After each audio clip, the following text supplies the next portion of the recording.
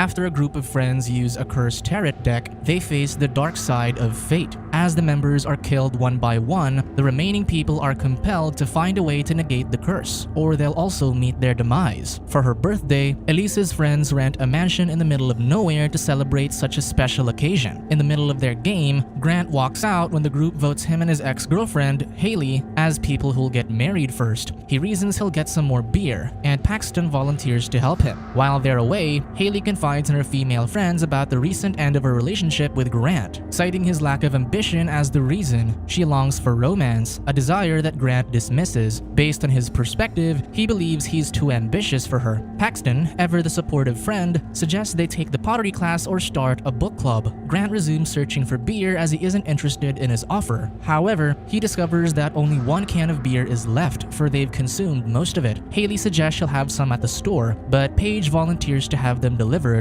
Grant disapproves of their idea since they're situated in a secluded area. For Paxton, he proposes they search the whole mansion for liquor, believing they're locked up somewhere. During their search, Lucas notices a door with a keep out sign glued to it. Despite the warning, he breaks the door, and the group enters the dingy basement. They proceed to check out the bizarre collection decorating the room. Elise opens a chest and grabs a vintage cloth from it. Upon showcasing it to her friends, Haley recognizes it as a divination cloth. With its presence, Haley concludes that the items in the basement are all old astrological objects. Paxton discovers a small chest with an occult symbol carved on it. Inside it, he notices that it contains a deck of cards, so he suggests they play poker with it. When he scrutinizes it, he withdraws his invitation since it turns out the cards are for tarot. Elise urges Haley to perform a tarot reading for everyone, and the group approves of it. Haley refuses, but Elise persistently convinces her to do it, especially since it's her birthday. Later in the living room, Haley lights the candles and proceeds to open the chest when a gust of wind blows in. Alongside it, the floorboards creak briefly, alarming the group. Haley forbids continuing the reading, emphasizing that it's an unspoken rule not to use somebody else's deck. Elise dismisses her warning and volunteers to have her horoscope read. At the time of her reading, Haley pulls the High Priestess card and explains that Elise is climbing the ladder towards success. Though her initial reading's positive, she cautions her that the card is in reverse, so Haley advises her to slow down as the card can cause her to slip up and suffer a crushing blow. Next, Madeline takes her turn, and Haley pulls a reversed the Hanged Man card. She foresees that Madeline might experience technical difficulties because Mercury is in retrograde. However, she tells her not to panic as it'll soon be water under the bridge. Haley adds that Madeline shouldn't run away from her problems. After her, Haley invites Paxton to read his horoscope, but he declines and heads to the bathroom instead. Therefore, Paige assumes her turn, and Haley draws a reverse the Magician card. She alerts her that the Magician's bag of tricks is deceptive, which will hinder her from seeing things clearly. Once Paxton returns, his friends coerce him into getting his fortune read, and he gives in. Haley draws a reversed the Fool card and advises him to avoid acting impulsively. Also, she cautions him about feeling trapped or boxed in. Lucas takes his turn, and Haley pulls a reversed the Hermit card. It implies poor judgment, so she warns him to watch out where he's heading. Since he's a person who goes all out for love, she advises him to be focused because the Hermit's light can lead him on the wrong track. Lastly, Grant begrudgingly sits in front of Haley. He expresses his skepticism about the tarot reading's reliability. Though offended, Haley calmly enlightens him by saying that she uses the deck to read the stars. She proceeds to read his horoscope, and she draws the Devil card. Overall, Haley points out that he needs to be understanding in the relationships or else it'll lead to the destruction of it. Grant perceives that she is alluding to their failed relationship, so he urges Haley to read her own horoscope. In compliance, Haley receives the Death card, leading Elise to inquire what it means. Defeatedly, she informs her friends that love will be the death of her. The following night, the group returns home safely, but their inescapable death is apparent. Inside Elise's dorm room, she's having a phone call with Paige when she hears a loud thud on her door. Immediately, she ends their call to investigate the strange noise. Elise notices the attic's ladder is lowered, followed by giggling coming from the attic. Thinking it's her dorm mates, she climbs the ladder to the attic, but they're missing. Suddenly, she senses a movement in the attic, alarming her. Downstairs, the lights begin to flicker, further scaring her. When she returns her attention to the attic, an array of lit candles shaped as her star sign, Libra, surrounds her. Then, the High Priestess card appears in front of her. After checking the card, the High Priestess incarnate screams at her, causing Elise to fall down the attic. She tries to escape, but the evil entity ends her life by bludgeoning her with a ladder. The next day, Elise's friends are alerted of her death, but the authorities believe she died in an accident. Paige mourns her passing, especially since she's the last person she was communicating with. By the evening, Haley volunteers to stay with Paige to help her get enough sleep. Later, Paige awakens from a nightmare in which Elise is involved. She blames herself for being unable to save her friend. Haley makes her realize that it's out of control and sympathizes with her since she's been in the same situation before. Back then, Haley's mother was on the brink of death, which pushed her to pursue tarot. Admittedly, she tried countless readings in order to make sense of her situation. However, she couldn't stop her mother's impending death. With this in mind, Haley encourages Paige to stop blaming herself since she can't change fate. Meanwhile, Lucas accompanies Madeline as she heads home. Before she enters her apartment, she tightly hugs him. A few moments later, Lucas arrives at the subway, but he encounters bizarre events. The lights are flickering and there's a silhouette of a person across from him. The silhouette turns into darkness that slowly envelops the station. Out of fear, Lucas enters a restricted train yard. He tries to call for another presence, but no one answers. Instead, he notices a newspaper that informs him that he'll die today. At that moment, the hermit appears behind him, frightening the man. Lucas enters an abandoned train to hide from the entity. Unfortunately, it threatens him using its petrifying appearance. Now that he's driven near the train's door, the hermit appears beside him. Surprised, he tries to leave, only for him to get hit by a speeding train. By the morning, police officers interrogate Lucas's friends, asking how he broke into a restricted zone. Madeline shares that Lucas planned to take the subway home after walking her into her apartment. She expresses her regret for not inviting him to stay with her. In Paxton's opinion, he finds Lucas' death strange, but the officer insists there are no signs of foul play. Since the authorities can't help them, the group tries to decipher what really transpired. Madeline suggests everything was a coincidence because Lucas and Elise's demise happened on 2 consecutive days. At first, Haley's skeptical, but she realizes fate plays a huge role in the incident. To explain it, Haley connects Lucas's death to his horoscope reading, but Grant refuses to believe her. Not backing down, Haley mentions Elise's tragic fate, which also mirrors her reading. Grant abruptly intervenes and wonders if Haley is insinuating that the readings are coming true. Haley confirms, but Grant remains disbelieving of her claims. Despite Grant's opinion, Madeline gives Haley the benefit of the doubt and reminds the group that they might be the next target. Haley grabs Paxton's laptop and proceeds to browse for a possible solution. She discovers a woman named Alma Astrom who publishes articles about horoscopes. After clicking an article about the dark side of fate, Haley believes they should contact her. In support of her, Paige informs the group that Alma is a practicing astrologer with clear communication in the entity world. Hence, she's a suitable candidate to help them. That night, the group visits Alma's residence, but the woman tries to drive them away. Out of desperation, Haley tells Alma about their impending doom due to their readings coming true. She begs the woman to help them, and Alma eventually welcomes them in. Inside Alma's abode, the woman demands to see the deck they used, but Haley admits she used someone else's. Alma orders her to describe it, and Haley remembers that it's hand-painted. Recognition strikes Alma, so she asks if the deck is concealed in a box marked with a zodiac wheel. Because of her words, Haley pleads with her to enlighten them about the mysterious events transpiring around them. Alma recounts that in the years 1951, 1961, and 1988, people who read their horoscopes using the same deck all mysteriously died. Curious, Haley wonders how she knows all of the events, and Alma reveals she's the sole survivor of the 1988 horoscope incident. She shares that she tried to track down the deck,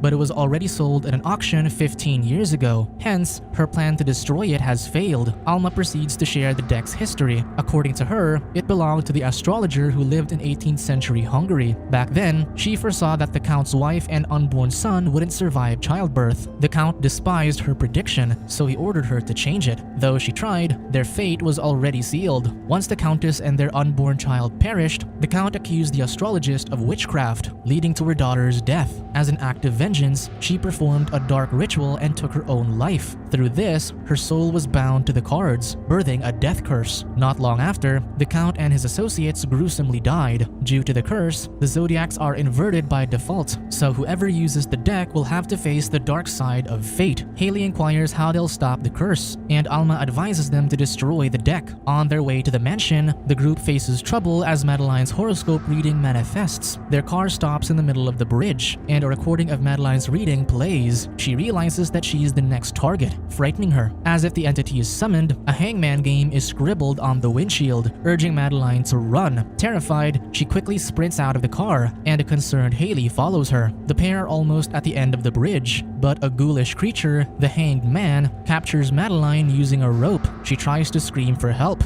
but the entity hoists her into the ceiling. While Haley mourns for Madeline, Grant and the rest of the group approach her. They check on her, but Madeline's lifeless body appears. Their terror is heightened after the Hanged Man reveals its face. Immediately, the group races to the end of the bridge. Once they're away from the entity, Paxton suggests they return to the campus to isolate themselves. However, Paige and Haley refuse, especially since the cards appear to have come to life. Grant advises that they must return to the mansion and destroy the deck. Paxton decides to part from the group as he doesn't want to be dragged into the horoscope disaster. Moments later, Paxton gets inside their campus elevator and hears unusual yet festive music blasting on the speakers. Upon reaching the 5th floor, he sees a jester laughing mischievously at him. Paxton realizes it's the personification of the Fool, causing him to contact Grant for help. Unfortunately, their line gets disconnected and the elevator doors repeatedly reopen. Outside, he encounters the Fool, who distorts its appearance to terrify him. It slowly approaches him, but the door closes. Suddenly, the doors reopen, but the Fool is nowhere to be found. Now trapped in the elevator, the lights inside the machine turn red, and the entity barges through the ceiling. Meanwhile, Haley, Paige, and Grant return to the mansion and head straight to the basement. They retrieve the box, and Paige suggests they destroy the deck through incineration upon reading it from a website. Without hesitation, Haley throws the deck alongside its box into the fireplace, but the group discovers that the fire is ineffective. For this reason, they plan to contact Alma for help. Shortly after, Alma arrives, and Haley reports about Madeline's fate with the Hanged Man. Alma explains that the astrologer embodies the card like a shapeshifter, bringing the final outcome card to life. Following this, Alma arranges a ritual to summon the astrologer in hopes of severing her connection with the cards. During the summoning ritual, Alma abruptly stops, for the astrologer appears. She urges the trio to hurry, but the astrologer proceeds to control her body. Haley tries to help her, but Alma forbids her. At that moment, the astrologer takes out the cards and begins to read Alma's horoscope. She receives the 6 of Swords card, sealing her tragic fate. When her life is slowly draining, Alma apologizes, and an unseen force pulls her into the dark. Afraid for their lives, the group flees from the scene. In the hallway, they come across Alma's lifeless body with 6 swords pierced on her back. Because of this, the group disperses, and Paige accidentally gets separated from them. She enters a room where Haley's calls for help lures her to the basement. Down the room, Paige follows Haley's voice, but her friend is missing. All of a sudden, the light bulb explodes in front of her. This causes her to have distorted eyesight, and she endures it just to find a way out. Instead, she enters a stage and bumps into the magician. She tries to escape, but the entity has bound her feet. Despite her helplessness, the magician's audience finds her suffering entertaining. Paige proceeds to crawl to the backstage, and she discovers a chest. Running out of options, Paige gets inside the chest to hide from the entity. Luck isn't on her side as the magician pushes the chest to the stage. On stage, the entity proceeds to perform its tricks by turning the lever to compress Paige in the chest. Afterward, the magician unremorsefully saws Paige in half. Haley hears Paige's ear-piercing scream, making her realize that her friend has fallen prey to her fate. Later, the former couple converses about their failed relationship, and Haley reveals that the stars don't favor their relationship. Grant opines that maybe they're cursed from the start, leading Haley to think of a way to deal with the astrologer. She suggests reading the astrologer's horoscope so she can receive her own curse. Of course, Grant detests her plan, for he's afraid it'll worsen their problems. Regardless, Haley wants to pursue it, garnering courage from her mother's determination to battle her sickness. Just as they're reaching an agreement, the demon forcefully grabs Grant away from Haley. After subduing Grant, the demon transforms into Death, and Haley faces her fate. Haley heads to the closet to hide, but the entity is able to track her. Again, she tries to flee, but wherever she goes, Death locates her with ease. The entity grabs her by her neck, but Grant strikes it on its head. Once freed, Grant checks if Haley has finished the reading, but she denies it. Unfortunately, Death recovers, so Grant urges Haley to perform the horoscope reading while he deals with the entity. Hurriedly, Haley prepares the deck while the astrologer, in the form of the demon, drags Grant's unconscious body into a portal of flames. Since the astrologer astrologers preoccupied with Grant, Haley's able to pull a card for her. As a result, the astrologer returns to her original appearance and approaches Haley. Even with her threatening presence, Haley urges her to let go of her past, but the astrologer ignores her and proceeds to grab her neck.